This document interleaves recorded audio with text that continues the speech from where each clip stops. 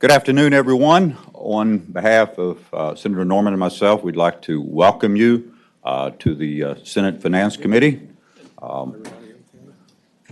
We are gathered here to conduct the business of the Senate Finance Committee, and there are two things we want to accomplish this afternoon.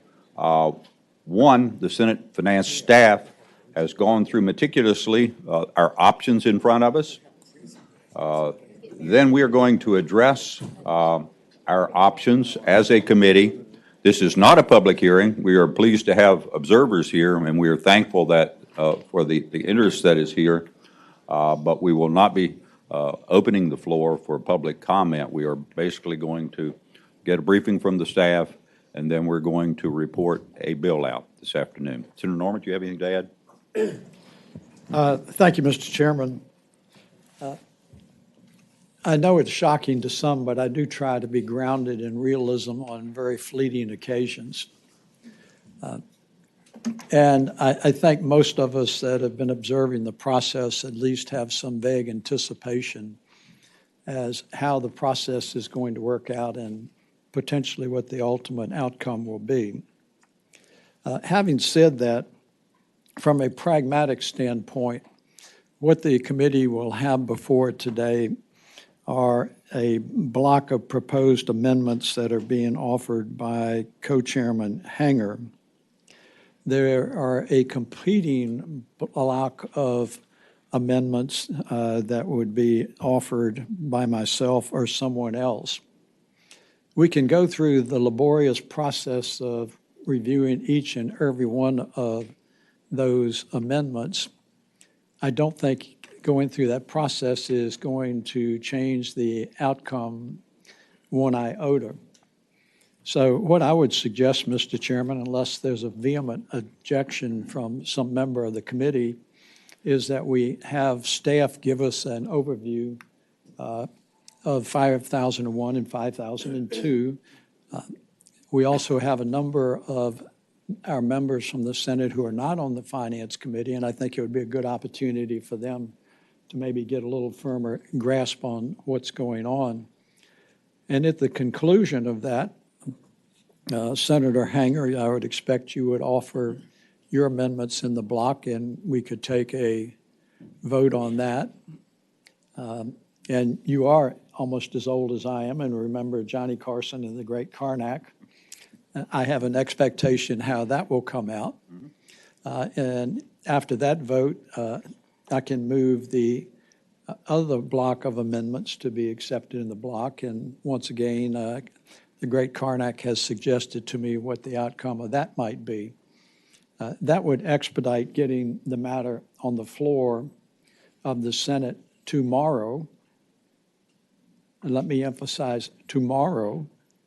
We will go in today at 3 o'clock, and the sole purpose of that will be to get whatever is reported from the Finance Committee on its second reading so that we will be in a position to make a final vote on it tomorrow, as I have previously represented. So that is on the floor tomorrow is really where the ultimate decision will be made regardless of what the vehicle is. So that's just my pragmatic analysis on a early Monday morning. Very good. Is this Monday? Monday. It's not Monday. Okay. That sounded good. Clerk, call the roll. Open the roll. Record your presence.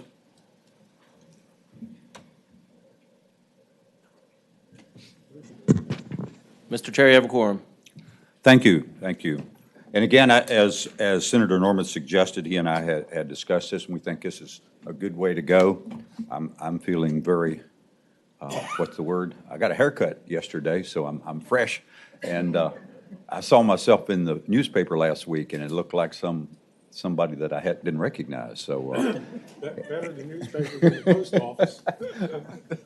At any rate, we are a cordial group here, and as been indicated, we've long been at some disagreement over the particular major issues that are in front of us, and I concur with Senator Norman. No need in just hashing it out over hours and hours when we know where the outcomes are at or will be.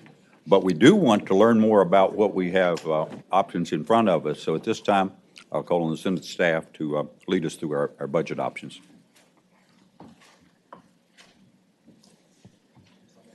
Yes, there we go.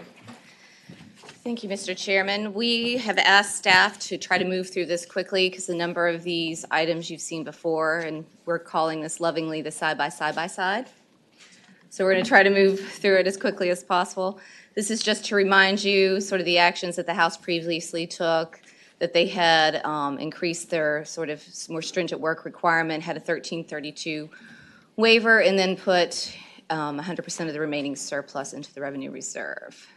So a reminder, the previous House budget features Medicaid expansion or transformation through the state plan with a waiver if approved.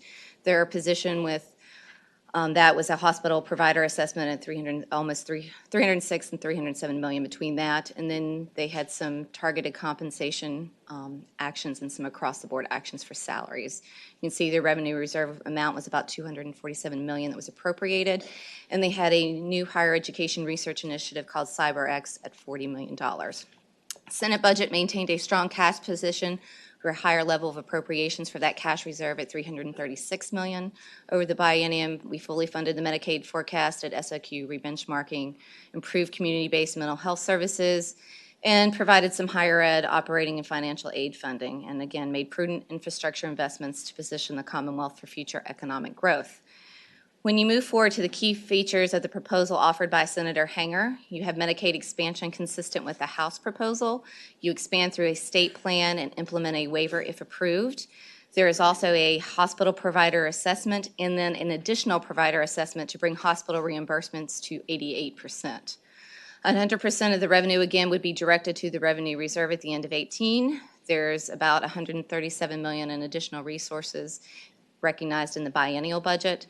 There are compensation actions which technically are overall contingent on revenues, but it provides a 3% teacher salary increase in the second year, a 2% for state and state-supported locals in that July 1 paycheck in the second year, and then an additional 2% merit-based increase for state employees that have been here for 3 years or longer, and then targeted actions related to other groups. And Adam will go into more detail on that as well. And then a lot of House-related items with a number of Senate items that have been reflected in that proposal. I'm going to turn it over to Jason to do the bottom line. Mr. Chairman, the resources for 29 reflected largely in Senator Hanger's proposal are those that were from the House position, which was slightly larger in the current year than the Senate position going in. So there were some additional legislative balances that were picked up there. Going into 30, as April mentioned, the primary action there is the additional $60 million in each year of the biennium from the recognition of additional revenue reforecast from withholding.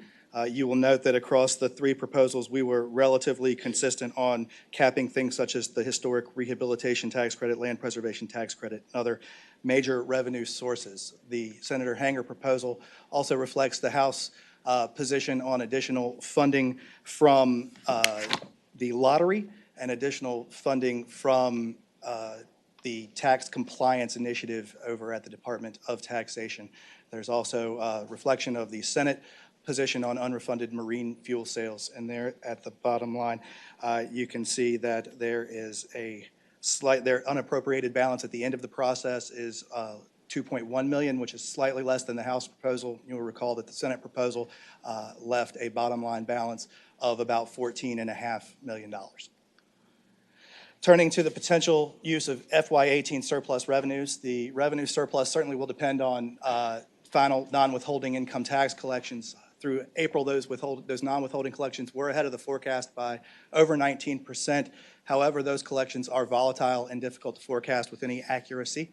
Typically, about 30% of full-year non-withholding revenues are received in the months of May and June. The Secretary of Finance in his presentation to you suggested that on May 15th, the surplus could approximately be about $460 to $480 million.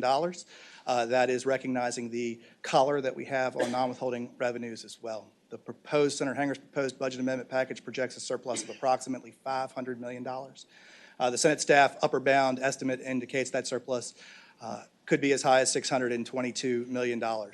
When you subtract the collar, and we anticipate a year-over-year decline in May non-withholding income tax collections as some of those collections have begun to soften, and yields a lower bound estimate of approximately $430 million. To the Revenue Reserve Fund, if you look here on the table at the top, you will see that Senator Hanger's proposal is largely consistent with the position of the House's Revenue Reserve. The Senate Revenue Reserve, as April mentioned in the beginning, was slightly higher at $336.4 million. The additional Revenue Reserve deposits are based on a percentage of revenue surplus after assignments to the Water Quality Improvement Fund and any required deposits to the Rainy Day Fund. With revenues tracking how they are, a revenue surplus in 18 may result in a mandatory deposit to the Rainy Day Fund in fiscal year 2020. If there are no questions on resources, we'll turn it over to Mike to cover HHR. Jason? Mike? Thank you, Mr. Chairman. So like April said in Health and Human Resources, I'll just highlight the changes as y'all have seen this presentation before. So this is quick as I always provide an overview slide, so which you can see. The key here to look at is just the bottom of the chart.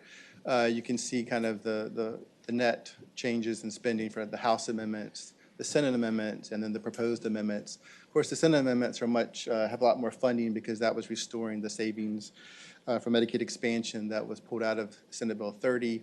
So in the proposed amendments, which does include Medicaid expansion, which you can see is actually as compared to the House budget, which is a little bit better reference from a spending standpoint, is like an additional $41 million net spending over the biennium. And I'll highlight where that spending occurs as I go through. This next slide, I will not go over in great detail because you've seen it before and I've actually gone through it. So essentially, it adds the column for the proposed amendments. So essentially, it is, in many respects, very similar to the House plan. It would expand Medicaid by January 1st of 2019. It does expand through a state plan amendment, and then, of course, through a waiver once that's, if that's approved by CMS. And I'll explain in a second how the whole dual track process works. Of course, it would cover the 300,000 low-income non-disabled adults is the estimate at a cost of about $307 million in state funds, which in this proposal would be paid for by provider tax and hospitals. And I'll get to the fact, too, that in this proposal, there actually there's an additional assessment for rate enhancement that I'll discuss as well. And lastly, there's also, it does include a work requirement as well as the protection from federal action, sometimes called the kill switch or the trigger. I refer to it as the trigger, and I'll talk about that as we go through. This next slide basically summarizes the proposed provisions of expansion. So like I said, it works by dual track. This is as the House had proposed it as well. So that essentially, if this is approved within 45 days of passage of HB 5001, which is the caboose bill, so if this were to occur, happen in the next week or so, then 45 days from that period, it provides the authority for DMAS to begin expansion through the state plan, through a state plan, as well as begin the process of implementing an 1115 waiver. An 1115 waiver is the demonstration waiver that the feds allow states to try different things. It also would require that within 150 days after passage of HB 5001, again, the caboose bill. So if this occurred in the next week or so, we're talking about early November. By that point, DMAS would have to submit the actual waiver application to CMS.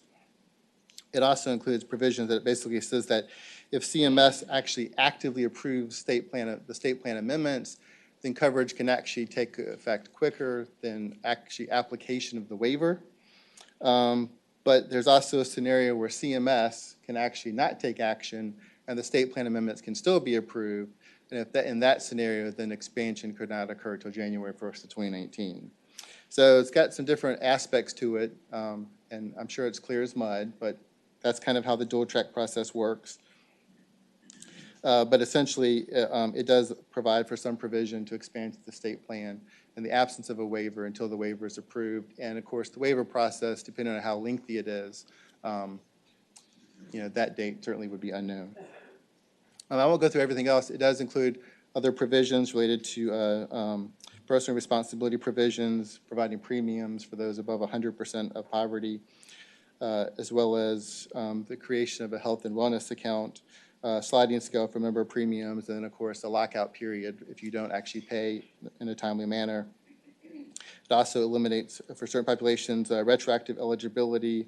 And it also includes kind of a new thing from the original House proposal, development of a supportive employment or housing benefit. So in some states, the feds have actually agreed to provide to fund some employment supports through Medicaid, as well as some housing support services. So this is the idea of developing those supports and see how we can actually better utilize those in the Commonwealth to support other programs in a more holistic way.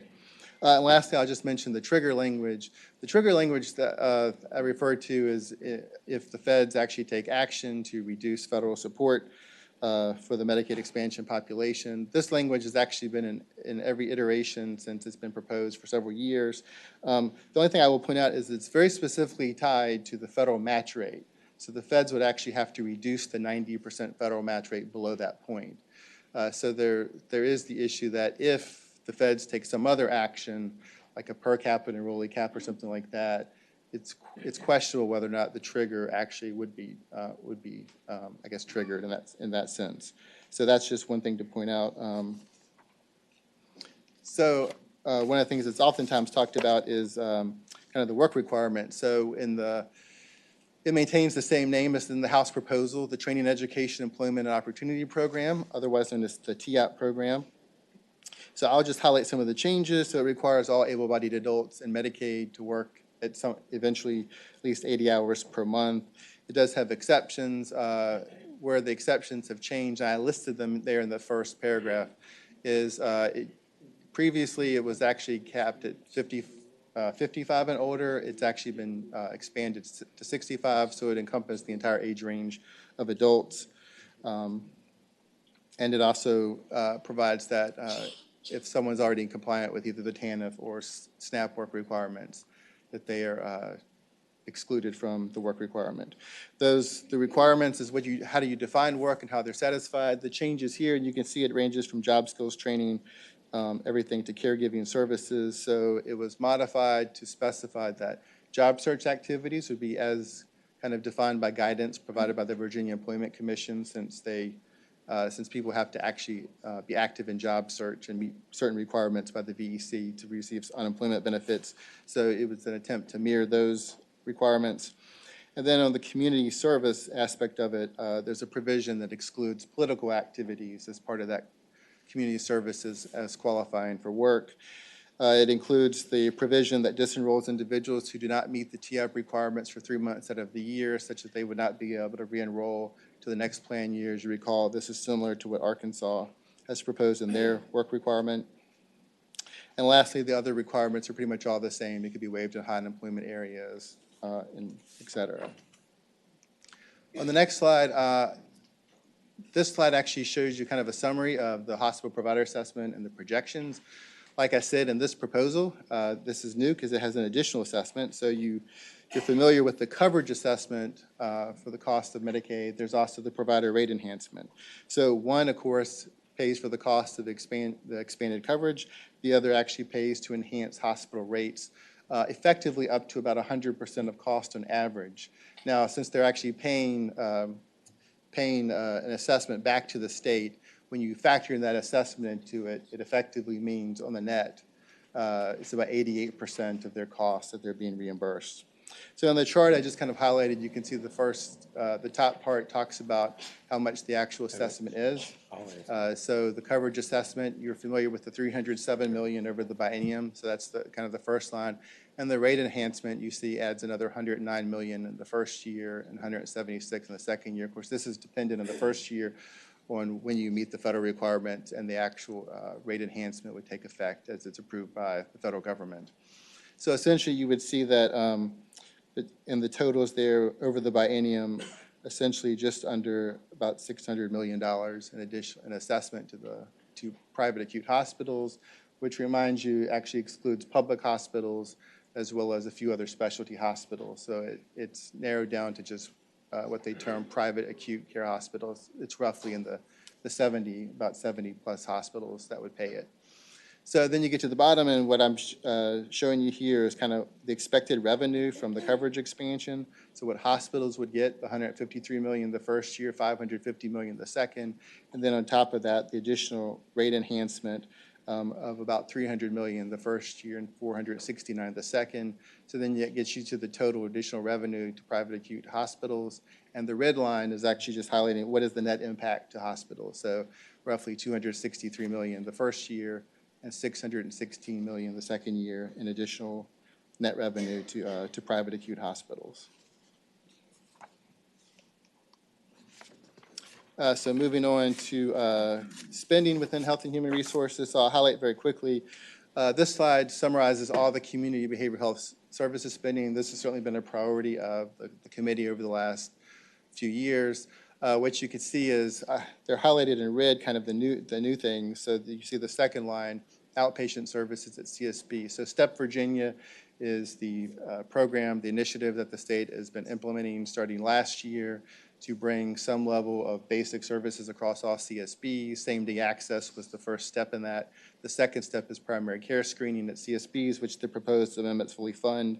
And then it begins the next steps, which include outpatient services at CSBs to begin implementing those services across the CSBs, and then detoxification services. So this moves forward with the implementation of STEP Virginia. I also note that you'll see the line medication-assisted treatment was reduced by $5 million in the federal budget, the omnibus budget they passed not too long ago. The feds actually provide additional opioid funds, so we can use $5 million of that federal funds in the first year, and so you actually see that being reduced. But it's not reducing the level of funding for the program. It's just reflecting some additional federal funds there.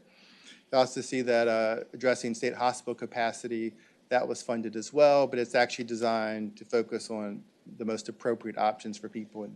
It's directly fund assisted living facilities like the original proposed budget. And you actually see that in the proposed packages, it funds alternative transportation for TDOs. The last two lines too, jail discharge planning, telemental health, CIT training, court diversion. These were all items in the Senate budget that were funded in the proposed amendments. So it brings the total community behavioral health funding to over 84 million, which is over 30 million above the introduced budget.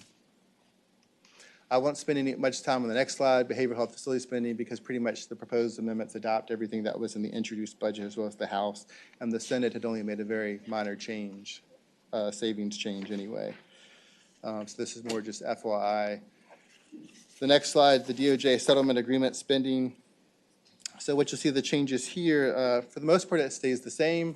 There was $1 million in savings that the Senate budget had taken out for state rental assistance program. That is fully funded in the proposed amendments. But the two key changes are, you see that they're highlighted in red, is the reallocation of the waiver slot distribution. So essentially, based upon the redesign of the waivers for the developmentally disabled, we had actually did this last session where we can actually reallocate some of the more expensive slots to more of like kind of the middle range slots, because they now actually provide more of the services that individuals need. So that allows us to shift to create new slots, because you're actually creating lower cost slots per average than what was originally funded. So you can reallocate funds. Based upon some information from the independent reviewer, they're okay with what Virginia is doing. So from the money that was included for the 825 slots in the introduced budget, we can actually reallocate that, and we can create an additional 494 slots. And the next slide, I'll actually summarize all the slots so that you can actually see it more easily. And the other thing that the proposed amendments do that are new from any other budget is it provided $5 million in additional funds to add 326 additional family and individual support waiver slots. Those are the slots that are kind of the middle slide. And like I said, this slide just summarizes the waiver slots for you to have. So what you can see is it breaks up by the three waivers. The community living waiver includes residential, it's the most expensive of the three waivers. Then the family and individual supports waiver is the middle waiver, and then the building independence is for people to help them live in the community on their own. So you can actually see existing slots, there's over 13,000. There's over 12,000 on the waiting list as of January of 2018. And just for your information, the waiting list has now been broken out into three priorities, priority 1, 2, and 3. A lot of the focus in this past session is in priority 1, because those are the individuals that have been determined in need of services right now or within the next year. Priority 2 are those people who need services in a 1 to 5 year period, and priority 3 are those people that need services 5 years and beyond.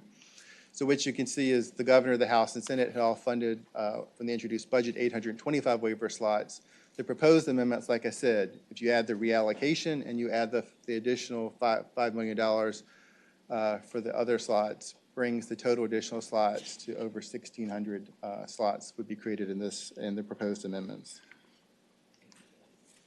In other HHR spending, I just highlight the differences. The key here is that in all these items, the Senate spending was actually adopted in the proposed amendments. It also adopted the House proposal to improve the enrollment process for incarcerated individuals, for people that are in jails, to help them access Medicaid funds for inpatient services. The Medicaid rate increase for personal care attendants. If you remember, in the introduced budget, there was a 2% rate increase for only consumer-directed attendants. That was actually taken out of both budgets, and then the House added a 1% for both people who work for agencies and who work directly for consumers. And in the proposed budget, that actually doubles that to a 2% increase for anyone who works for an agency, as well as anyone who works directly for a consumer.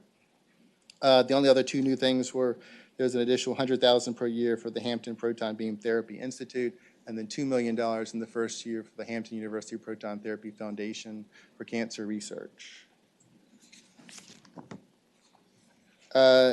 In this slide, major HHR savings. I'll just touch on the differences here. So if you see on the second line for CSA expenditure growth, the Senate had proposed to cap the rates for 2 years while we continue to look at the growth in private day special education. So in the proposed amendments, they adopt the limit, the 2% limit in the second year, so you still achieve $10.3 million in savings. The House had originally proposed to cut half of the hospital inflation in 2019. That is not in the proposed amendments. And then I already mentioned the Medicaid-assisted treatment funds that we secured $5 million in federal funds for opioids. So it just supplants that funding. The adjustment for the healthcare fund revenue was not adopted, but the higher cost center costs in looking at a merger of cost centers between DSS and DMAS, that was adopted in the proposed amendments. So very quickly, major budget language differences. I already talked about controlling CSA expenditures. It does include the cap in the second year. There's also the strategy to reduce TDO pressure on state mental hospitals. The Senate budget had proposed to actually begin to move forward with an incentive plan to encourage private hospitals to participate. The proposal actually requires DMAS and the Department of Behavioral Health to evaluate options and how you better incentivize private hospitals or disincentivize them to basically help relieve pressure on the state mental hospitals from TDOs. There was also, the Senate had proposed language to increase hospital participation in the Medicaid managed care programs. There is no language in the proposed amendments for that. And lastly, the proposed amendments do not include the one-year moratorium on freestanding emergency departments in order to provide time to study whether they should be considered under COPN. Lastly, I'll just conclude with this slide. Stabilizing the individual health insurance market, certainly something of interest to the Senate Finance Committee this past session. So what the House had originally proposed, and there are also proposed amendments that do include provision for developing and applying for a Section 1332 waiver of the Affordable Care Act to look at different options, such as a reinsurance program and others as well. So it directs the Secretary of HHR to develop and apply for that, as well as with assistance from the Bureau of Insurance as needed. The waiver, of course, would not be implemented until any state share was appropriated by the General Assembly. There's also new language that creates a work group led by the Secretary of Health and Human Resources to kind of evaluate trends in the individual marketplace and to make recommendations from that. So unless there are any questions, I will turn it over to April for higher education. Excuse me, Mike, I think there were a couple questions. Susan Haslett? The waiver in the high unemployment areas, what would constitute high unemployment numbers-wise, percentage-wise?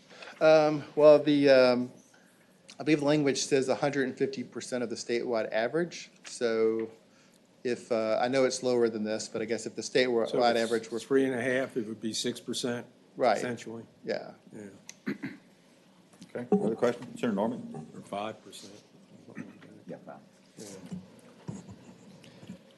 Mike, going back to slide 16 and 26, you don't need to go to them, but it's dealing with the 1115 waivers and the 1332 waivers.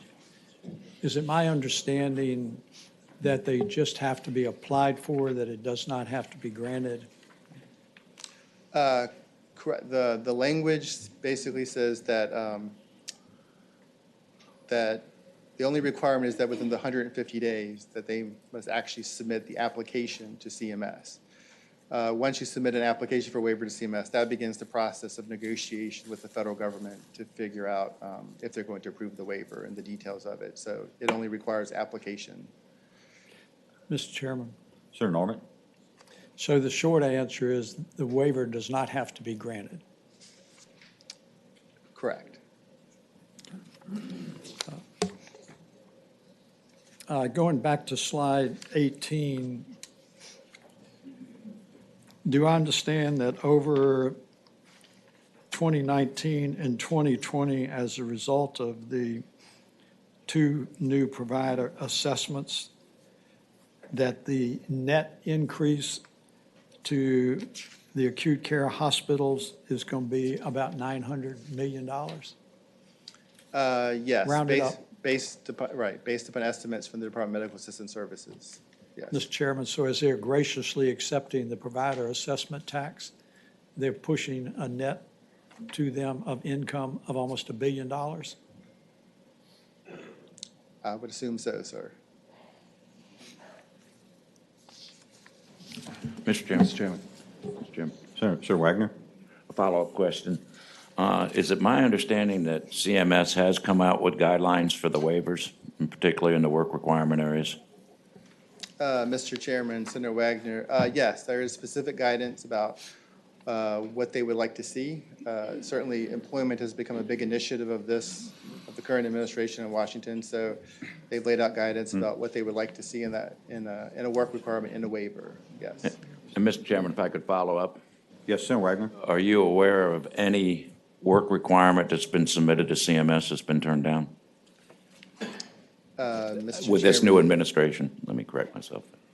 Senator Wagner, no, I'm not. They've approved 4 so far. Okay, and Mr. Chairman, one more follow-up question. Senator Wagner? Approximately how long has it taken them to approve those waivers?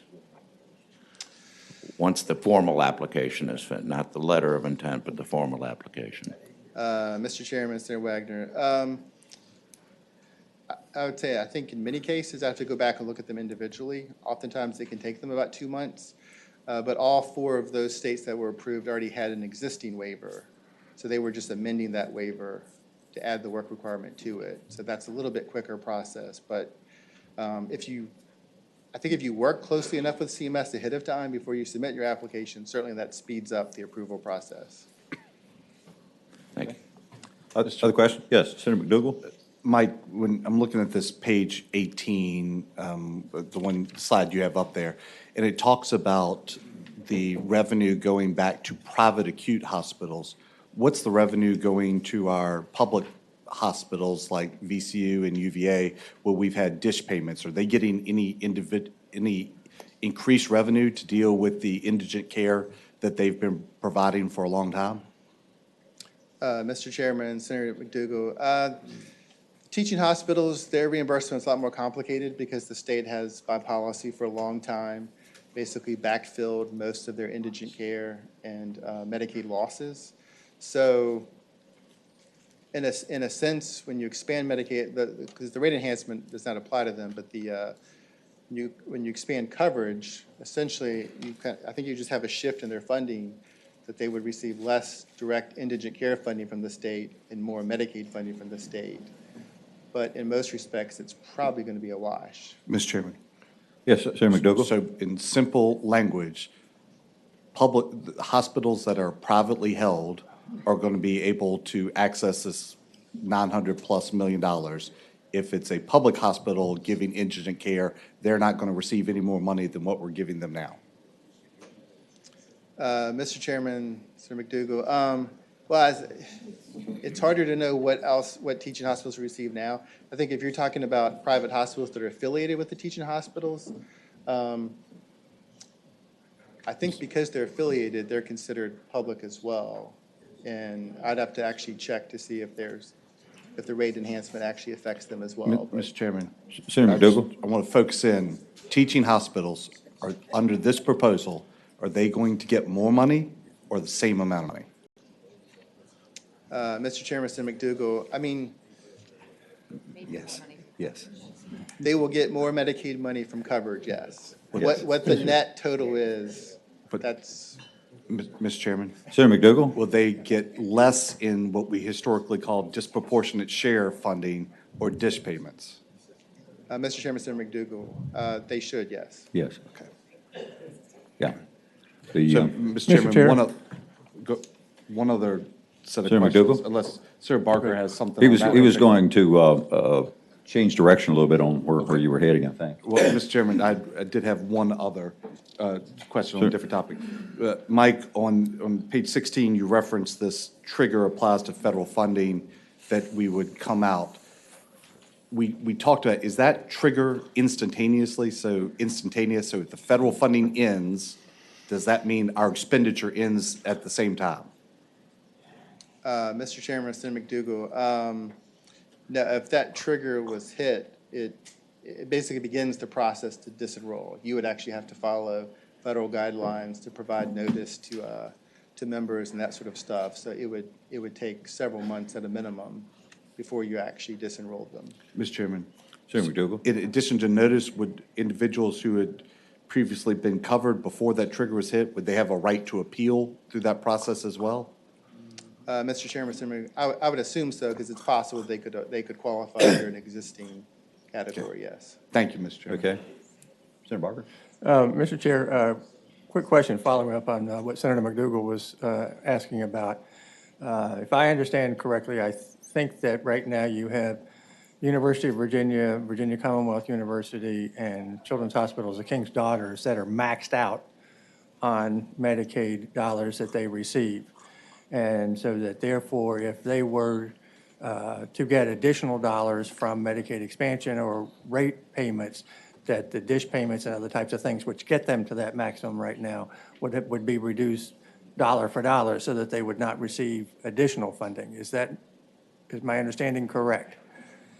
Mr. Chairman, Senator Barker, I mean, yes, it should work that way. Okay. It's hard to know, I mean, their financing is pretty complicated, but yes, they'll see more Medicaid revenue, and then other places where the state was actually backfilling things should decrease as well. Mr. Chairman? Yes, Senator McDougal? Maybe if I could follow up, so if what I'm understanding Senator Barker just said, if you're a for-profit hospital, you'll be getting more money under this proposal. But if you're not a for-profit hospital, a state teaching hospital, you actually will not be getting any more money under this proposal. Mr. Chairman, Senator McDougal, I mean, Net revenue. that should be correct, yes. I mean, Mr. Chair, Uh, just, Senator Barker? but one additional clarification, I think, in that although UVA and VCU would not be getting additional money, that does not mean that simply by being a public hospital, that you cannot get additional money as long as you're not capped and are already at the maximum amount. And that, for example, Chesapeake General Hospital, which is a public hospital, does not go up to the cap now, would be able to get additional money. So it's really less of a public-private, it's what type of services you provide and how you qualify under the DISH program. Mr. Chairman, Senator Barker, yes, that's correct. I mean, Okay. it's more complicated because it ties a lot with the state policy about how we reimburse teaching hospitals for quite some time now. Okay, additional questions? Okay, as chair, I've tried not to engage in this. There are little subtle differences I would have stated about some of the responses here, but I think we're basically understanding. I would point out, I think when you said $1 billion a hospital, that involves a lot of non-general fund. The provider assessments actually are less than that, as we look at the sheet, significantly less than that. It would be the non-general funds that they're able to draw down that would be in the $1 billion figures. Is that correct? Mr. Chairman, yes, that is correct. Right. So, The other issue, just for clarity, there's a strategy in amending the state plan moving forward in the waiver in that the current administration is very keen on the work requirement, and the amending the state plan is a pretty much automatic process that they have to deal with. So that it's probably going to, if it moves forward, it will move forward pretty much simultaneously. and we have a better chance of getting both approved if we move in the manner, because once they have to obligate the money to us, then the work requirement, which is a Trump administration initiative, will be something that they will want to have in place. So, sorry for the editorial comment, but thank you. Yes, Senator Newman. Mr. Chairman, just a couple of questions. Mike, on the work requirement, we had talked about making some alterations to that. As I see it, is the work requirement here basically what we saw in the House bill, except for the 55 to 65 and the political activity? Is there another change in the work requirement beyond what was sent over from the House? Mr. Chair, Mr. Newman, no, I think those few changes are all that occurred. Yeah. Mr. Chairman. Senator Newman. And thinking to capitation, because I know that everyone on both sides of this issue, they're concerned about that chart that you showed us, right? When we've gone from 16% to 22% to 28%, and not sure exactly where this will put us. What items were we able to put in here to help us with capitation, that help us make sure we keep some of those items that'll infringe on public education and higher education and law enforcement? Are there items in here that's going to help us with those items? Mr. Chairman, Senator Newman, actually, one thing I did not note in the slides is that one of the additional changes that occurred in the past week offered by Senator Hanger was actually, it was somewhat similar to, if you remember, Senator Reeves had proposed as part of his member amendment suggestion, kind of a Medicaid target. Right. It was changed somewhat so that it's really truly just a target and doesn't, but there is language in there that actually, I think what it really boils down to is basically says if you exceed the target, then the governor has to explain kind of why. Got it. So I think it's more of a process to inform than to really. Mr. Chairman, just Senator Newman. so I understand, does the governor have to, in his introduced budget, make sure he stays within that requirement? In other words, are we trying to put a limit on how much he can increase in this section of the budget at the expense of others? Mr. Chairman, Senator Newman, I think I'd have to go back and I have to read it again, but I don't think he has to necessarily adhere to it. I think he just has to keep it in mind as he develops his budget. Right. And specifically, Senator Newman, if I could add, Senator Reeves suggested this, and we've hashed it out.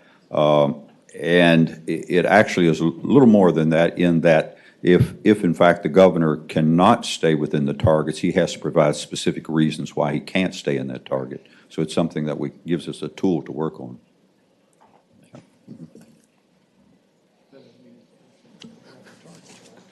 Other questions? Okay, thank you, Mike. Thank you, Mr. Chairman. Thank you. Mr. Chairman, we will ask the staff for the remaining areas just to cover one or two, max maybe three highlights from the various areas, since HHR really is where most of the action is. And I will just say that at the very end of this presentation, I will do a very quick summary of this other package of amendments that Senator Norman referenced earlier. Going to higher education, as you know, the Senate had to trim the spending from the introduced budget by about $30 million. The House's budget increased that by about 74, which made us about $106 million apart. The proposal offered by Senator Hanger today reduces spending related to the House budget down to about $16 million. That's one of the few areas that saw some reductions in spending over the House budget. That's one of the areas that probably went to other Senate priorities over the House budget. I will say one of the biggest changes is for that CyberX initiative that I mentioned that was at $40 million previously, it's now down to $20 million in this proposal. And then there's $5 million in bonds from a previous authorization related to research equipment. And then the focused ultrasound research at the University of Virginia that was at $4 million is down to $1 million in this proposal. I won't highlight all of this table, but that just shows you between the introduced, the House, the Senate budget, and then this proposal, sort of what the totals are by area. And I will point out that over the House original budget, that they've reduced their financial aid appropriation by 1/3 from the introduced, but it's still slightly higher than our original reduction of 50% over the introduced. I will say there was a change to UVA-wise, and then as far as the operating spending, a lot of that went to the House's proposal originally for degree production and has some very specific language. Otherwise, if there are no questions, that's it for higher education. For April. Okay, thank you, April. Thank you. Sarah, good afternoon. Good afternoon. Turning to K through 12 education. You've seen this table before for context. I'll just draw your attention to the bottom 3 rows, similar to the summary slide that Mike had for HHR. And first, looking at FY18, you see that the proposed amendments have greater general fund savings in FY18 than either the original House or Senate budgets, and that's because the proposal picks up an additional $7 million in lottery proceeds due to the outcomes year to date for lottery proceeds this year. Now going across for FY19 and 20, the House budget between 19 and 20 was an additional $83 million above the introduced, whereas the Senate's amendments were about $86 million below the introduced, and the proposed amendments together across the 2 years add about $148.5 million above the introduced, so higher than the original House budget. And it's primarily due to the changes in compensation going up to a 3% salary increase, which you see on this slide. The second row shows the compensation dollars in the introduced budget, the 87.7 in the House's budget, and now $131.4 million in the proposal for a 3% full-year teacher salary action. The amendments do pick up the Senate's maintenance of $7.1 million additional for at-risk add-on. And as you can see, the remainder of the items primarily are the House's position on the lottery per pupil amount of $91.5 million, the enrollment loss approach, the lower FY18 levels on governor's schools, and funding for positive behavior intervention support, and the principal recruitment and retention elimination of that new initiative. This next slide just shows that 3 of the savings items in the Senate's budget are not included in the proposal, so eliminates those savings. On this next slide, you see that many of the Senate items are included in the proposal, with the 2 exceptions you see there on the Richmond City High School Apprenticeship Program and a smaller new initiative, otherwise picking up both the Senate and the House spending items on this slide. Here's the summary table on early childhood initiatives, and generally the approach on this overall is picking up all of the above on both sides. The House language for the items at the top. We'll highlight the Senate's $4.6 million for increasing the per pupil amount was sort of bifurcated into 2 pieces. So there's $2.3 million per year to increase the per pupil amount, but not all the way up to the $6,500. And then on the bottom line, you see another $2.3 million per year, and this is a new amendment to be directed towards supporting school divisions that have incentives for pre-K teachers that are provisionally licensed but working toward licensure in their degrees. In DOE, you can see that a couple of the Senate items are picked up, the funding for the Office of Student Services and Support and e-media, but continuing to defer the automated teacher licensure process and the additional funding for the school performance report card. A few other items were included related to social studies assessment and dyslexia and a school climate survey. And that concludes K-12. I have a quick summary of other education, if there are no questions on K-12. As you can see here on slide 38, the proposal includes the Senate's additional funding for library aids statewide, as well as the House's $1 million for the Eastern Shore Library construction. The proposal includes a slightly higher amount for Commission for the Arts than either of the original budgets, some funding for Gunston Hall, and requested funding for the Museum of Fine Arts for a statewide initiative. Slide 38 just reiterates some proposals that have remained the same throughout. And very briefly on retirement. Again, all of the budgets fully fund the VRS board rates this year. The only issue was language related to coming up with a methodology related to university employees, and the Senate had some similar reporting language only, whereas the House budget included the reporting language and authorized the next step for VRS to adjust the contribution rates, and the proposal does reflect the House language to go ahead and move forward with that. And that completes my portion of the presentation. Questions for Sarah?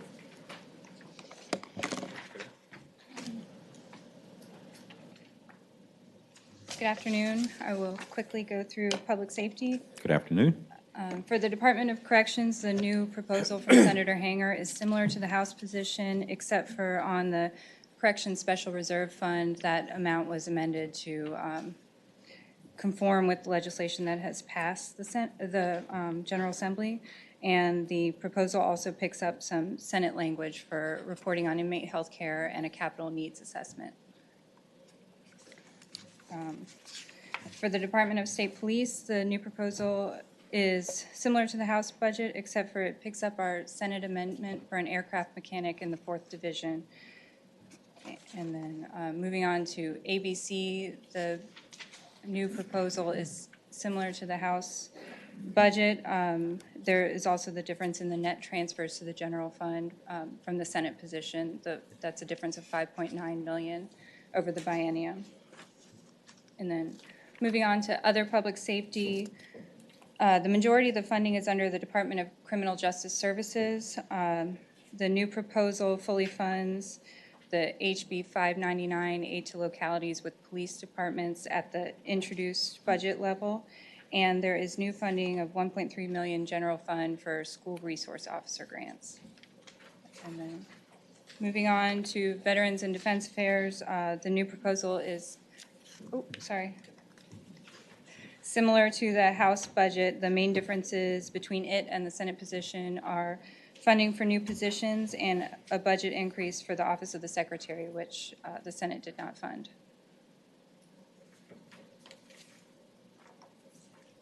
If there are no questions, then Any questions? that concludes. Okay, public safety. thank you, Caitlin. Okay. Charles, good afternoon. Good afternoon, Mr. Chairman. The new proposed budget amendment package increases spending in commerce and trade by $22.7 million over the Senate budget and about $6.9 million more than the House budget. And largest increases there would be in the Go Virginia initiative and the Virginia Economic Development Partnership. Each of the budgets, however, have significant increases in economic development spending. The example given here on this slide being BEDP's operating budget. There is also new spending proposed in the proposed amendment package, those being $1.25 million for the Center for Innovative Technology, $500,000 general fund in FY18 for CCAM, and $250,000 from the general fund in FY19 for Great Meadow, which is an equestrian sports center in Fauquier County. Just briefly on Go Virginia, recall that the Senate budget level funded the Growth and Opportunity Fund at $24.5 million and provided level funding for administration at $225,000 from the general fund. The House bill, on the other hand, increased funding for Go Virginia pretty significantly, adding $15 million over the biennium. The House budget also gave the board, or would give the board, the authority to waive the local match requirement on regional capacity building grants. It also would direct the creation of Interns for Virginia program, creates a work group to develop statewide broadband policies and so forth. The budget amendment package that has been proposed is very similar to the House bill, in fact, almost identical except for the removal of the Interns for Virginia program. These next two slides provide a summary of the changes and the differences in commerce and trade. I won't go over these in detail, just point out just about 5 rows from the bottom, the VEDP marketing and site development row here in the House budget. The budget would increase spending by $5 million over the introduced budget. That is carried forward in the proposed amendment package, whereas in the Senate budget, spending was increased at $1.5 million. Over the base. Also, I mentioned Go Virginia, and moving on to the bottom line here to summarize, the proposed amendment package would increase spending over the base $23.5 million. That's the difference of $22.7 million over the Senate's position. That's commerce and trade quickly. Happy to answer any questions. Okay, thank you, Charles. Turning to agriculture and Jason? forestry, Mr. Chairman, similar with some of the small items in the K-12 area, this was largely reflects the House position where spending was proposed. It was funded in the proposal package of amendments that are before you.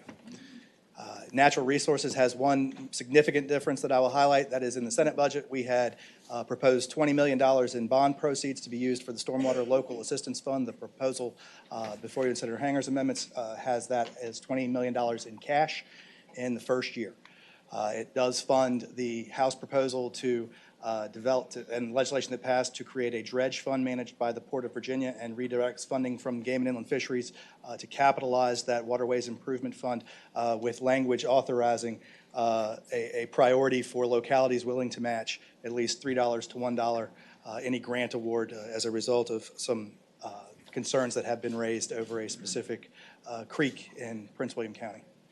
Turning to natural resources overall, you will note that most of the Senate positions with respect to the opening of state parks, Widewater and Seven Bends, were funded.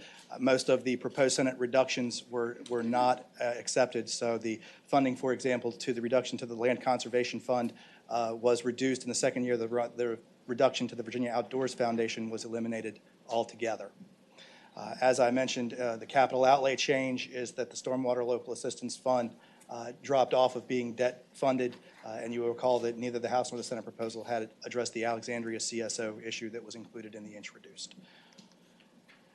That's agriculture and natural resources. Turning to transportation, the proposal that you will have before you, it shows a reduction in the House proposal to double the vehicle title fee. So the proposal is to raise that title fee by $5, generating approximately $13 million NGF per year. The Senate, as you will recall, had approximately $1.1 million non-general funds for DMV operations. The Real ID compliance issue was never much in debate between the two positions and reflects approximately where the conference committee was going when the discussions broke off back in March. For mass transit programs, no real changes there either, reflecting the removal of $110 million in transit capital bonds. The proposal does have language directing the Department of Rail and Public Transportation to work with the Department of Treasury to develop a master equipment lease program for the acquisition of mass transit vehicles. At the Department of Transportation, most of the language amendments that were included in both the House and Senate budgets were left on the table, and the proposal that before you contains really just about four principal things, all of which reflect the Senate's position. Turning to the Port Authority, this largely reflected the House position. It does include $330 million in general fund supported bond proceeds for the Port of Virginia Harbor widening and deepening project. The Senate had only included $20 million in planning money. I've already touched on the Waterway Maintenance Fund and the Economic Development Zone Grant Program reflected both positions from the Senate and the House, which was a reduction. The Senate's proposal to reduce staffing at the Virginia Port Authority was not accepted. And this table here summarizes the capital outlay projects for the Port of Virginia. Jason, I think Senator Newman has a question here. Jason, in regards to the increases to the DMV, it'll be about $13 million. Do you know what the net will be after they go through the process of increasing the salaries and the other items? I understand that's got a cost with that and VITA of about $8 million. Is about $5 million the net? Mr. Chairman, Senator Newman, I do not know that off the top of my head, Maybe you can but I'd get happily that. get that to you before the. Thank you, sir. Senator Wagner? If I could help, I'm not sure it's a net, but I know that's more than sufficient to cover the cost of the increases and still leave some while we grapple with how do we not have to come back every year and deal with this. So it was a compromise, and I think we're there, at least for the year. Mr. Chairman, just briefly on that, I appreciate that, and I know that you and I work together, Senator Wagner, on it. I do think we just got to do something. If we're going to tell them they've got to increase salaries and they've got to increase the health coverage, we've got to do something so that we don't continue to put them in a hole and then dig them out. And so there may be an ability to come up with language as far as what they introduce, what they provide back to the funding formulas that helps offset that. Mr. Chairman, Senator Newman, while we were not directly involved in the resolution of the issue. It is my recollection that $5, $13 million, puts it right around in the neighborhood of the estimated shortfall, but that was always in debate amongst the staff and the department. Mr. Chairman. Mr. Chairman. Senator McDougall? Jason, I know we had talked with DMV about a number of cost-saving measures, including reducing their security force that is not DMV law enforcement, that's approximately $4 million a year. Any of those types of cost savings that we had identified, multiple millions of dollars included in this proposal? Mr. Chairman, Senator McDougall, no, there are no directions for cost-saving strategies to be implemented in this proposal. That's disappointing. Senator Norman? Jason, on slide 64, will you help me understand on the port? The Senate originally had proposed $20 million or so for some preliminary design. And now as I read the bullet, we're going to go for the full 330 in general fund supported bond proceeds. And we're doing that even though they don't have preliminary engineering, and that, as I understand it, there's not been a commitment yet from the feds on the matching. Is that correct? Mr. Chairman, Senator Norman, that is my understanding, yes. Can you help me understand why we are doing that at $330 million now? Mr. Chairman, that is my understanding of the total estimated cost of the harbor deepening and widening project. The authorization would occur in this year, but the expenditure of those funds would not occur until after the completion of the preliminary engineering work, at which time it is assumed that arrangements with the Army Corps would be in place. Thank you, sir. Turning, Mr. Chairman. Mr. Chairman, just one question. I know the feds are considering an infrastructure bill, and I hear that in that infrastructure bill is widening proposals. If we do this, do we snuff out our ability to get what is a high priority in the federal infrastructure bill, which is widening funds, or how does this interact with the widening funds that could be available from the feds? Mr. Chairman, Senator Newman, not to speak on behalf of the Army Corps, but I assume that a good faith effort of the Commonwealth to have funding available could be viewed favorably as having matching funds available to ascertain those federal dollars should they become available. I do not know to what extent it would hinder. Christ, $483 million. Okay. Any other questions? I think we interrupted you. Got some more there, I I believe. do. I just have one other secretariat area that will no longer be a secretariat area. Maybe it no longer becomes my responsibility. That is the Secretariat of Technology. The proposal that you have before you does eliminate the functions and roles of the Technology Secretariat and redirects those roles to the Secretariat of Administration and Commerce and Trade. It provides funding for a Chief Data Officer at the Secretariat of Administration and a Chief Broadband Advisor over at the Department or at the Secretariat of Commerce and Trade. It has the authorization for repayment of a working capital advance that had been previously authorized for a program no longer in existence, and it does increase the VITA line of credit to $165 million in order to address the anticipated disentanglement costs from the current vendor, which were announced last week. And that completes my answer. Mr. Chairman. Okay. Mr. Further Chairman. questions? Yes, Senator Ruff. Oh, I'm sorry, you were pointing, Senator McDougall. Jason, on that VITA disentanglement and the $90 million, what is since it's a line of credit, what is the payback plan to pay back that $165 million to the Commonwealth? Mr. Chairman, Senator McDougall, the paybacks for letters of credit in VITA's world are agency charges that are then, distributed through rates to the agencies. That's an option. I believe that the path forward is currently evaluating several different options, which may include having some of that go to incumbent vendors, but I don't believe that has been officially reconciled, and that's about all I can speak on the topic. As we were not involved in any of the discussions, none of the supporting material really came my way. Okay. Thank you, Jason. I would say Jason is very knowledgeable about that, but some of the rest of us probably need to be more knowledgeable because we're talking some significant issues there. Adam? Good afternoon, Mr. Chairman. So quickly going through employee compensation, focusing again on the proposal There is a 2% state employee and state-supported local employee raise that would be effective July 1 of 2019, as well as a 2% merit-based raise for state employees with 3 or more years of continuous state service that would also be effective July 1 of 2019. For teachers and SOQ-funded instructional positions, there's a 3% raise, also effective full year, second year, as well as about $50 million in targeted compensation initiatives for a variety of employee groups, including DBHDS employees, DOC and DJJ correctional officers, sworn deputy sheriffs, and Marine police. And I will say that the proposal includes $13.8 million that the state was going to assume for employee share of healthcare premium increases. So given that for many of the employee groups there's no raise in the first year, there could be somewhat of an effective pay decrease for some employees as a result of that increase in their premiums. So moving on to the legislative agencies, and again, just focusing very quickly on a couple of items. There's $4.5 million for the clerk's offices to address costs related to the move to Pocahontas and other costs. There's language clarifying that non-legislative appointments serve at the pleasure of the appointing authority. In JLORC, there's about $1.1 million, and for FTEs for a healthcare program oversight unit.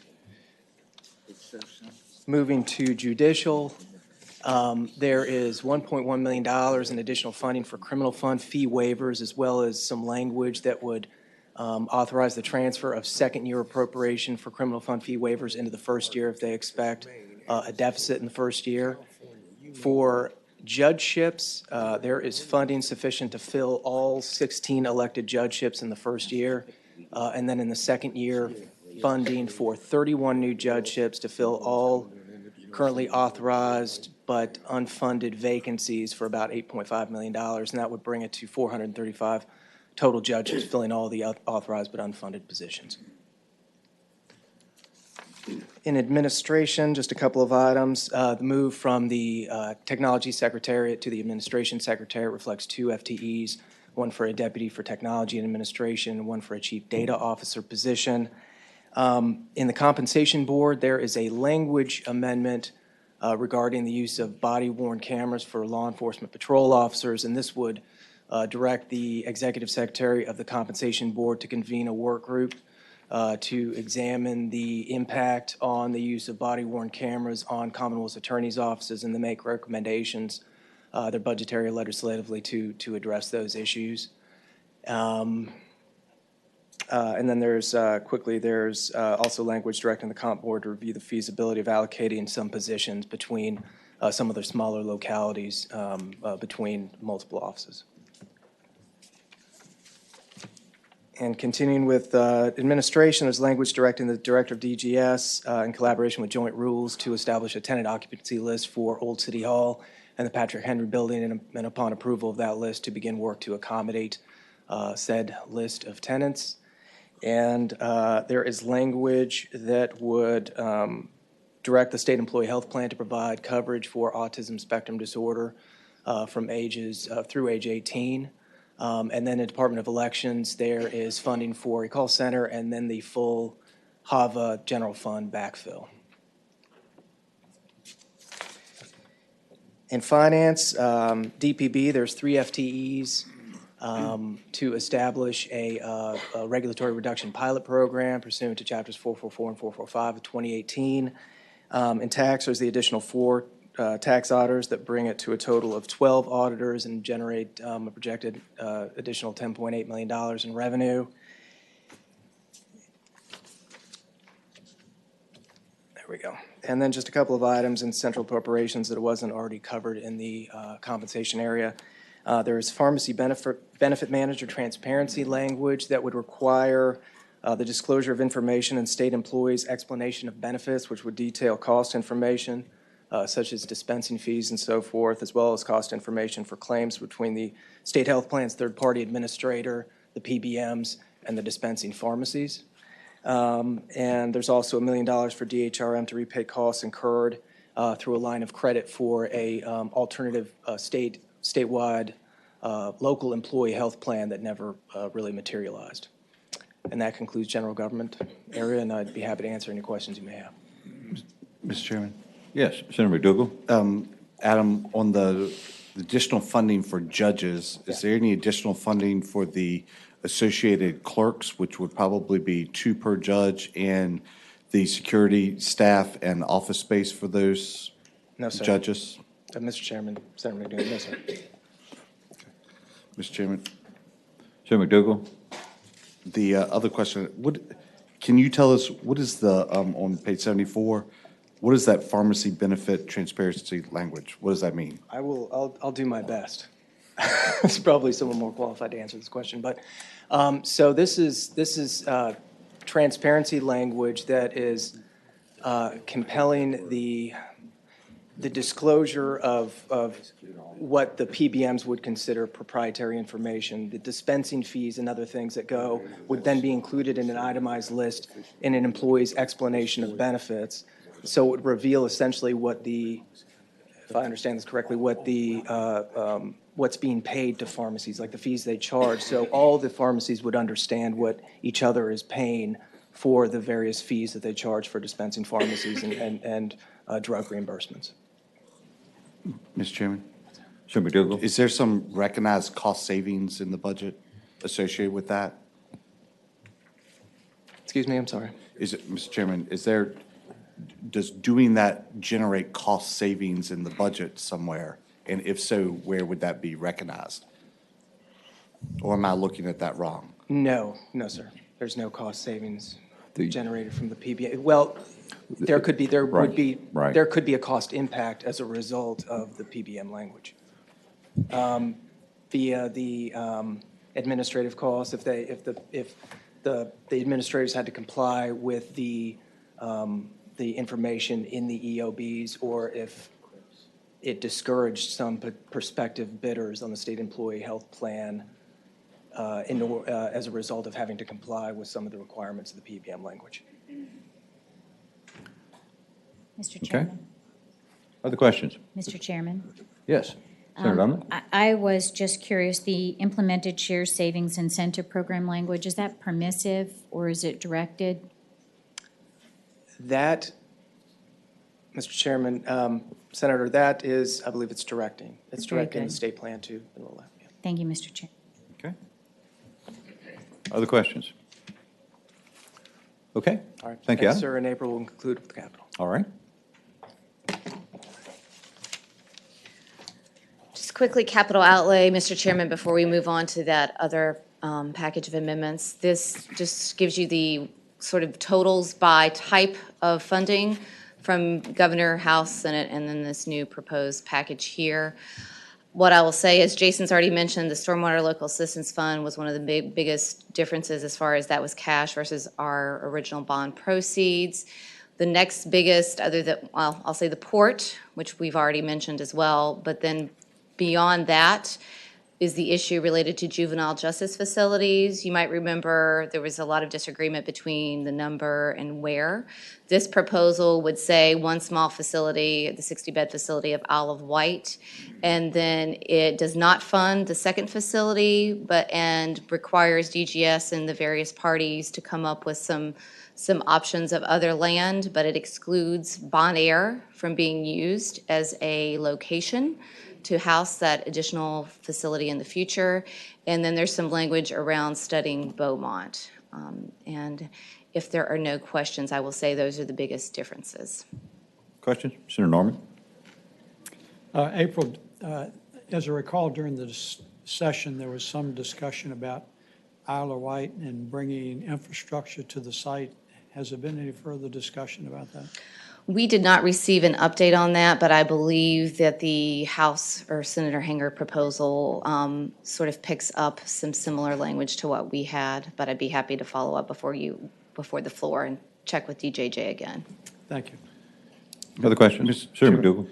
April, was there some rationale from excluding the site where the actual juvenile facility is currently located as a potential site? Mr. Chairman, Senator McDougal, what I would say is it was the Senate position that it's very difficult to give up land where you currently have a facility located because of the sort of controversy. But what I will say is the House position had been that that's very valuable land and they would like us to sell that land and then put that money back into the future project. That being said, we had provided some technical guidance that the language in this packet of proposed amendments that came out on the 23rd, that they would need to worry about defeasing current bonds at that facility before you could put any proceeds of selling the land. But it was the House position that they wanted to sell the land because they believed it to be very valuable. I would just add, Senator McDougal, the only firm decision there is to move forward with Isle of Wight. And it was my position that we didn't want it out of Beaumont either because of the distance and the alternative uses that could be made. So there will be a study and another opportunity to address it, I guess.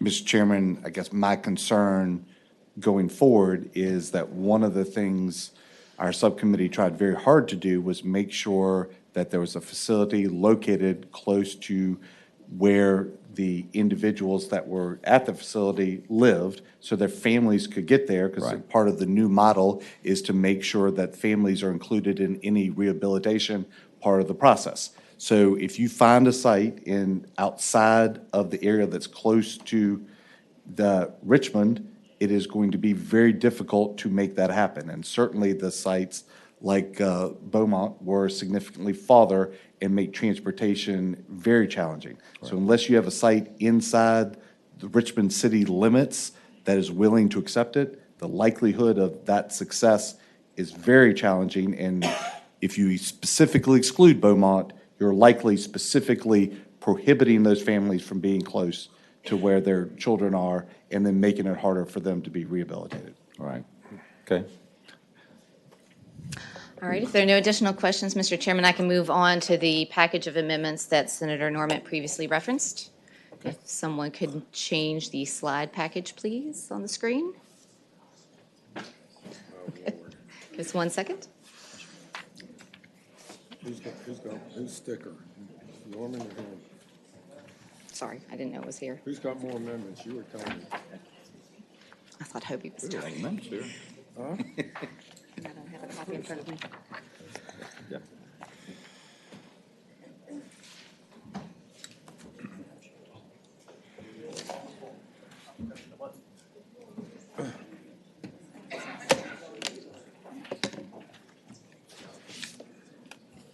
There we go. You're receiving a copy of that PowerPoint presentation right now, as well as that set of amendments. 223. What I will say, I brought a prop with me, is this is still the main set of amendments that the committee adopted on February 20th. So what that package you're receiving is substantially similar. I'm going to cover what the differences would be. So the starting point, like I said, is still that our original Senate Bill 29 and 30. We made some changes from the original budget, or the proposed changes would be some additional revenue and resources, some of what is very similar to what you saw in the Hanger proposal that we just went over. Language would direct 100% of the 2018 surplus to cash reserve, but we would also override the additional deposit to the WQIF as well, making more money to go straight into the revenue reserve. There is additional funding in this proposal for compensation and other adjustments to spending and language. We fully fund a number of the bills that passed, including the claims bill, broadband advisor, coastal position as well, and then some other language that was of interest to the committee related to the HHR area and healthcare are included as well, and that would be in the end of your packet. There's some other technical amendments that were previously agreed to in concept. This is a summary of those additional revenue and resources. The $60 million in each year of the next biennium that Secretary Lane mentioned in withholding is being recognized. There's $10 million in savings due to increased lottery proceeds. There is a slight adjustment to the healthcare fund forecast. That $5 million that can be supplanted that Mike mentioned related to the opioid issue, which was also picked up in the Senator Hanger proposal, and then a Dominion Energy rebate of $3.4 million that the Senate budget had not previously recognized. And so I won't go into these next two slides, but for those of you that like the details, that gives you sort of the summary of some of the ins and outs of the resources. Bottom line, the previous Senate budget had about a $14.5 million unappropriated balance. This package before you is about $11.9 million in an unappropriated balance, as opposed to about the $2 million that you saw in this Senator Hanger's proposal. So that's how they compare. As far as compensation goes, for teachers, there are appropriated funds for a 2% full year in the second year teacher salary increase. There's an additional 1% increase for a total of 3% that's contingent on additional revenue. As far as compensation for state employees and state-supported locals, there are appropriated funds for a 1% full year salary increase, and then an additional contingent 1% salary increase.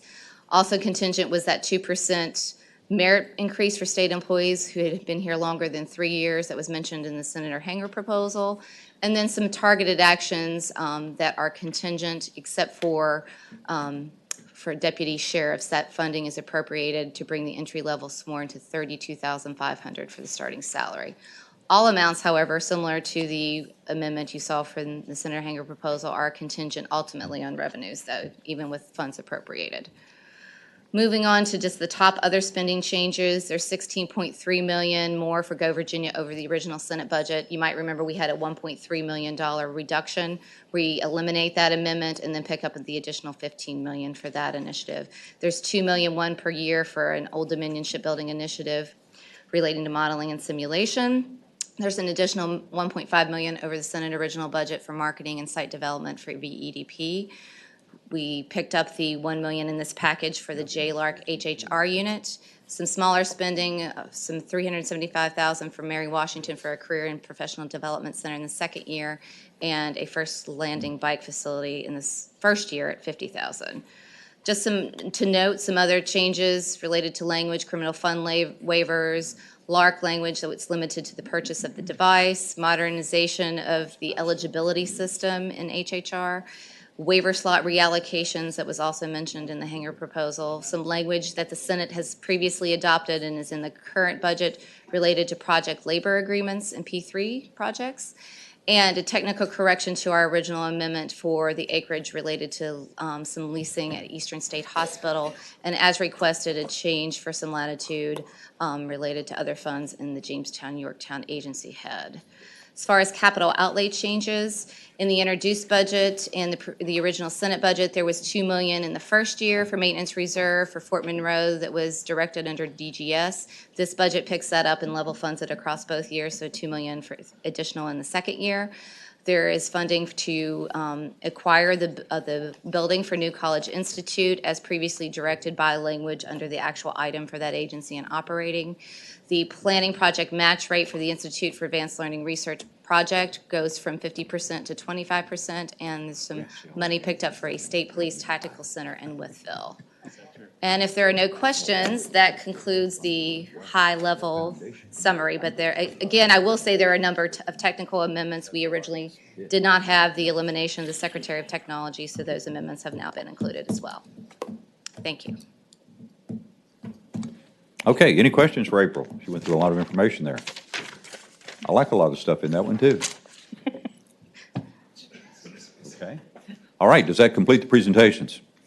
That does, Mr. Chairman. Okay. All right, members of the committee, we have two different proposals in front of us, and Senator Norman and I were talking earlier. We don't need to make this complicated. We obviously don't have a total consensus on what we want to do, but there is, I think, a majority at the table that would prefer one plan over the other. What's the pleasure of the committee? Mr. Chairman, I would say that not that protocol has recently caused us to adhere to anything. I believe that your proposed amendments on House Bill 5001 and 5002 were on the table first, and I think trying to adhere to protocol, perhaps someone should make a motion. I'll move it. I'll move Senator Hanger's amendments in a block. Okay, there's Senator Norman. Speaking to the motion, Mr. Chairman. It would be my hope that a majority of the committee would decline to report the proposed amendments from Delegate Jones and Senator Hanger that are before us, and that after that motion that we consider the alternative set of budget amendments.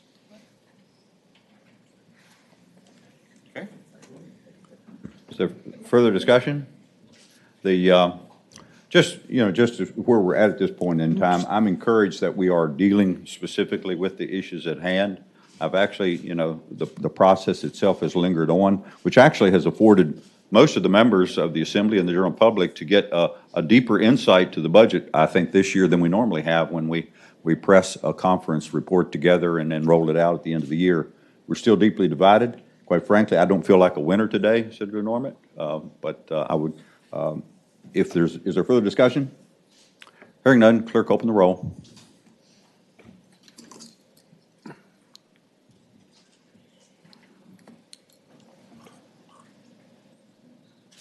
Clerk, close the roll.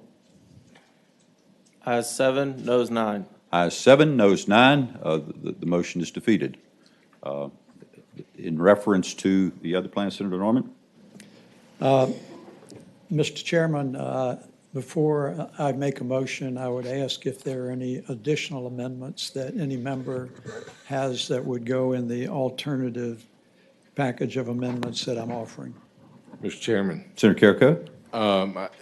I do have an amendment to the additional package that I would like to offer, and it was dealing with item 4-5.104, number 1S, and it is dealing with what we commonly known as the Hyde Amendment.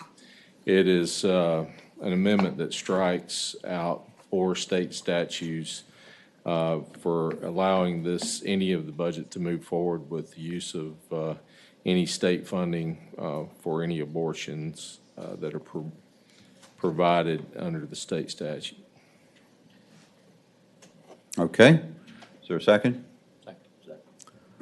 Motion properly supported. Does everyone understand the amendment we have in front of us? This is something we've struggled with annually. Sometimes we attempt to change it. Sometimes we don't attempt to change it. Senator Howe, were you just ready? I'm just ready. Just ready? Okay. For those here, we can form in Virginia with the Hyde Amendment, except for the fetal abnormality. Can you say that, Senator Newman? Gross fetal abnormalities. Fetal abnormalities. And that has been the posture of the Senate for some time. Is there further discussion? Hearing none, on this one, clerk, open the roll. Or actually, we didn't need that, but we'll go ahead. Ayes 11, noes 5. Ayes 11, noes 5. The amendment is adopted. Mr. Chairman. Oh, Senator McDougall? I have one everybody might like. Mr. Chairman, I noticed as we went through the presentations, there's been a lot of positives toward law enforcement, particularly the sheriffs. But there's 2 areas dealing with the criminal justice system that I think we probably need to put some additional resources to. And I did some quick math with that almost 11 million at the bottom line. This would still leave a little over $1 million on the bottom line. So my proposals are to item 474 3S. There would be an additional 5% salary increase for state troopers effective June 10, 2019.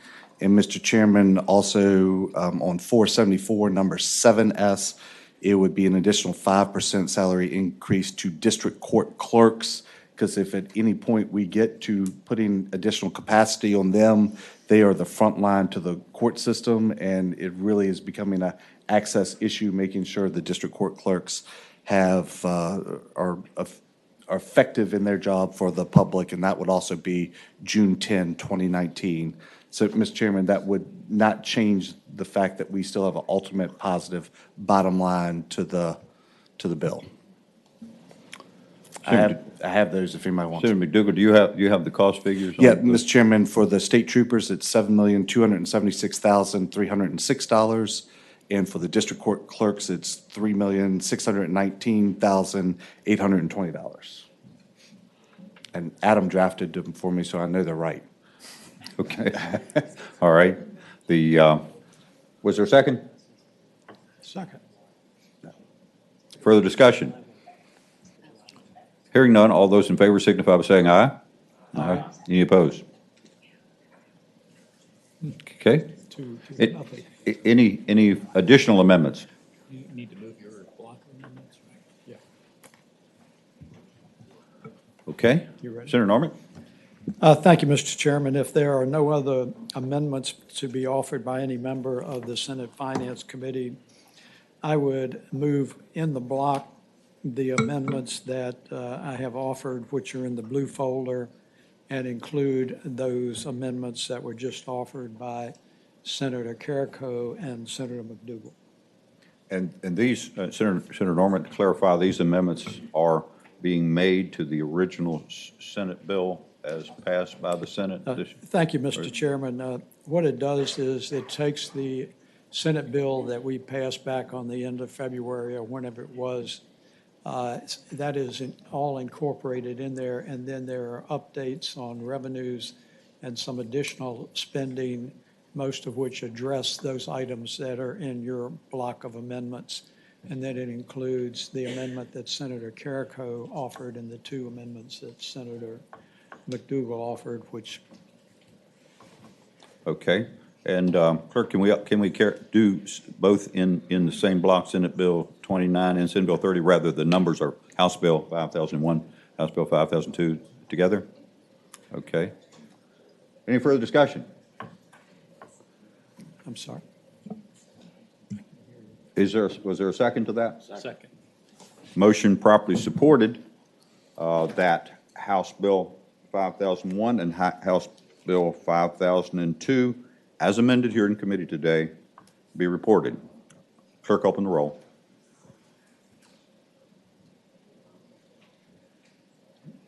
Got her?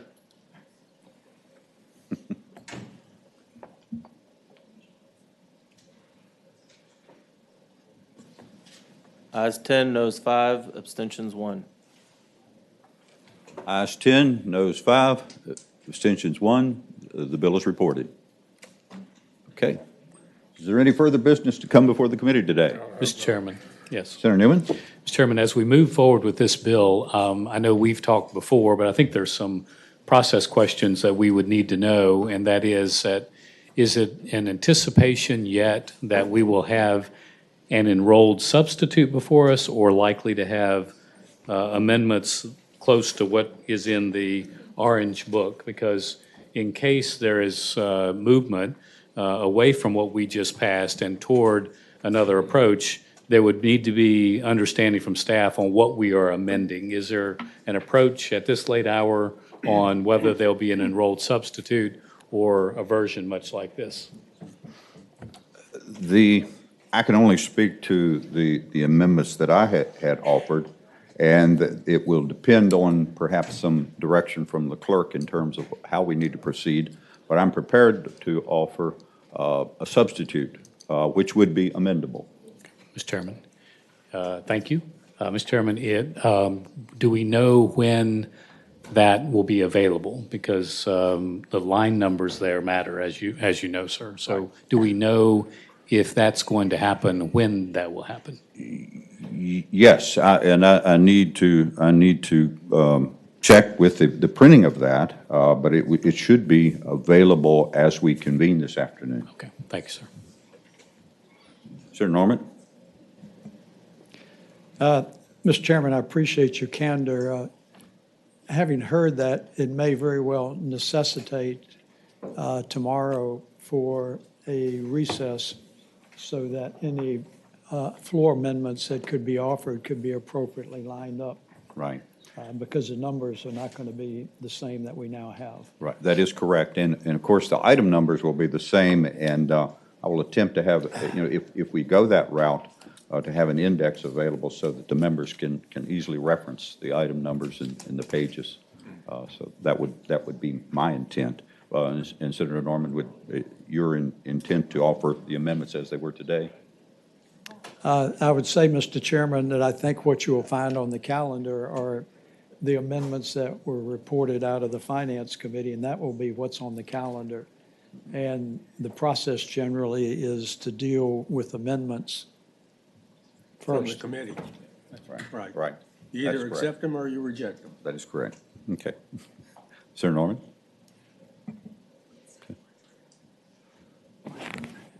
Any further business to come before the committee today? Hearing none? Oh, okay, okay. Hold just a second.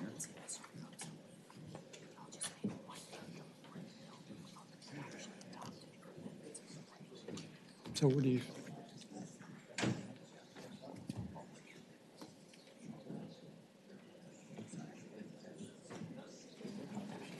All right, a couple things, Mr. Chairman.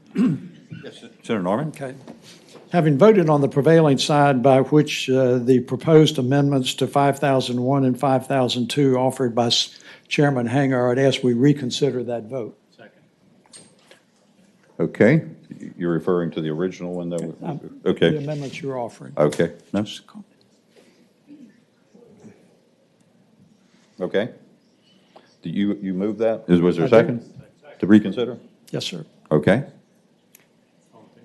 What do we reconsider? Mr. Okay, all in favor then of Senator Of the Norman? reconsideration. Of reconsideration. All right, all those in favor of reconsideration signify by saying aye. Aye. Any opposed? Okay, Senator Norman? Mr. Chairman, they're your amendments. Do you want to move to report them again? Well, yes, I can do that. I thought maybe there was going to be some explanation about why we were reconsidering them. I'm going to share it with you as soon as you make the motion.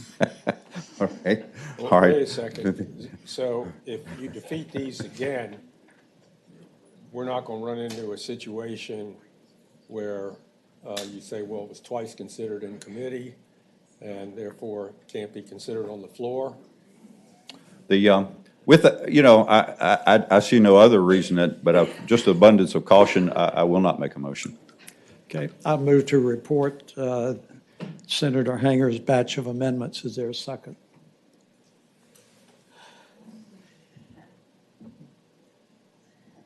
Mr. Chairman, I second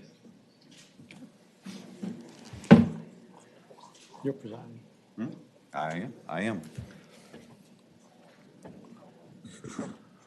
Thinking about this in terms of the parliamentary maneuvering that you're attempting here, Senator Norman. I have never been accused of that.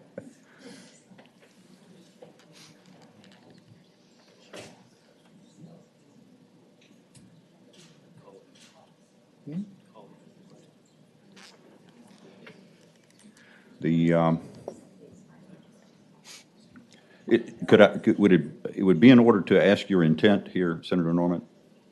We don't question the intent or the motives of parties, either in committee or on the floor. Okay. Okay, that's fine. All right, all those in favor, record your vote. What's the motion? The motion is to report the package of amendments that I had offered. No, the motion is to whether or not to reconsider the vote by which we Oh, I thought we'd defeated already the did that. package. Okay, the motion is to, Reconsider. have we reconsidered? No, we did it by a voice vote. Yeah. Mr. Chairman, parliamentary inquiry. State your inquiry, Senator Wagner. The only thing that you can reconsider is the vote by which you reported out the amendments. We have reported out the amendments, the second batch of amendments that we came through. So we vote, my understanding is that we voted to reconsider those votes, and now what is before us is the package that we just reported out of here. Is that not right? Senator Norman? Knowing a little bit about the process, that is totally incorrect. Good. What did we reconsider? You know, the question is, are we reconsidering the vote by which we failed to report Senator Hanger's and Delegate Jones's? The bill. Excuse me. Okay, The motion is whether or not, on reconsideration, to revisit the vote by which we failed to report Senator Hanger's amendment. It's just that simple, and we do it all the time. Mr. Chair, Senator Barker? parliamentary inquiry. Okay. Given that we did not report out your amendments, and that we then subsequently reported out a different set of amendments, is it parliamentarily appropriate for us to take action on Senator Hanger's amendments without first rejecting the second action that we took, which was to report the amendments presented by Senator Norman? Senator Barker, actually, I think you have a valid point. That's what I meant to say. And Senator Norman, I would rule your attempts out of order. Holy cow. The committee, Meeting is adjourned.